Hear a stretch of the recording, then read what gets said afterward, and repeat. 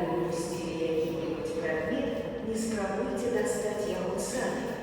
Звернитесь до дежурных по станции. На путях метрополитена высокое напружение. Не рискуйте своим житьем. Your attention, please. If you drop something on the tracks, do not try to get it yourself. Please go to the station vault and tell the agent.